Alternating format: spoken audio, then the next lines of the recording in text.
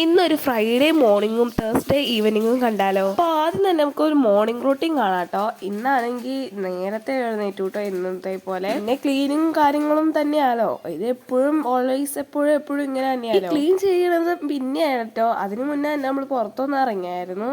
പുറത്തിറങ്ങാന്ന് പറഞ്ഞാൽ ഏകദേശം ഒരു 6 മണി, ആ ഒരു സമയം 5:45 6 മണി ആ ഒരു ടൈമാണ്. ഇപ്പോൾ ഒരു 6:30 ഒക്കെ ആവും ശരിക്കും അങ്ങ് നേരം വെളുക്കാൻ. അതുകൊണ്ട് തന്നെ ഈ സമയത്ത് നല്ല ഇരുട്ടാണ്. പിന്നെ ഇന്ന് നല്ലൊരു ടിപ്സ് ആയിട്ടാണ് നമ്മൾ വന്നിട്ടുള്ളത്. ടിപ്സ് എന്ന് പറഞ്ഞാൽ എല്ലാവർക്കും യൂസ്ഫുൾ ആയിട്ടുള്ളത് എന്തൊക്കെയാന്നൊക്കെ പറയാം കേട്ടോ. നമ്മളൊരു കുറച്ച് ഓർഗനൈസ് ആയിട്ടും നല്ല വൃത്തിയോടുകൂടിയൊക്കെ എങ്ങനെയാണ് റെഡി ആകേണ്ടതെന്നും നമ്മുടെ വീടൊക്കെ എങ്ങനെയാണ് നമ്മൾ വൃത്തിയോടുകൂടി ചെയ്യേണ്ടതെന്നൊക്കെയുള്ള ടിപ്സ് ആട്ടോ.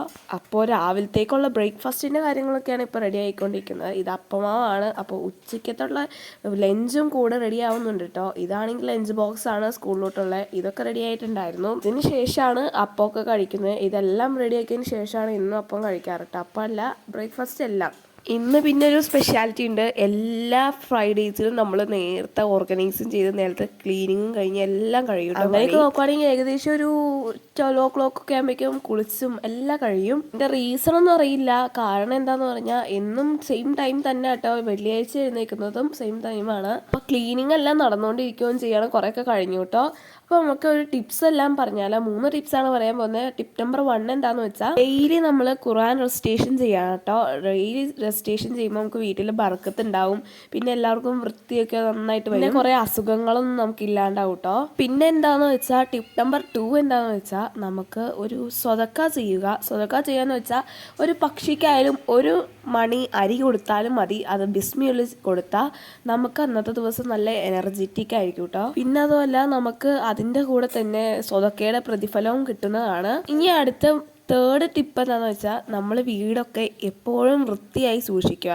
അപ്പോൾ തന്നെ നമുക്ക് തന്നെ ഒരു എനർജി തോന്നും നമ്മുടെ വീടിങ്ങനെ കിടക്കുമ്പോൾ. ഈ പറയുന്ന ടിപ്പെല്ലാം എല്ലാവർക്കും ചെയ്യാൻ പറ്റുന്നതാണ്. അതെന്താണെന്ന് വെച്ചാൽ നല്ല വലിയ പാടായിട്ടുള്ള ടിപ്പുകളോ അങ്ങനെയൊന്നും അല്ല. നമ്മൾ ഏറ്റവും സിമ്പിളായിട്ടുള്ളതാണ് ഇപ്പോൾ പറഞ്ഞിട്ടുള്ളത്. എല്ലാവർക്കും പറ്റുന്നതാണ്. അപ്പോൾ ഇത് നമ്മുടെ ഒരു ഈവനിങ് വ്ളോഗാണ്. ഈവനിങ് എന്ന് വെച്ചാൽ തേഴ്സ്ഡേ ഈവനിങ് ആണ്.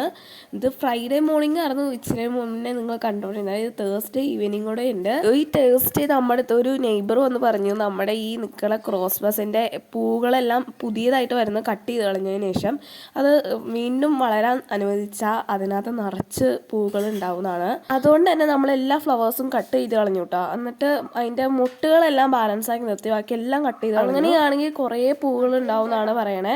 പിന്നെ ഈ ഈവനിങ് ടൈമിലൊക്കെ മാക്സിമം പുറത്തൊക്കെ ഇറങ്ങാട്ടോ. അപ്പോൾ നല്ല അടിപൊളിയായിരിക്കാം. പിന്നെ ഈ വീഡിയോ ഇഷ്ടപ്പെട്ടാൽ സബ്സ്ക്രൈബ് ചെയ്യാൻ മറക്കരുതേ.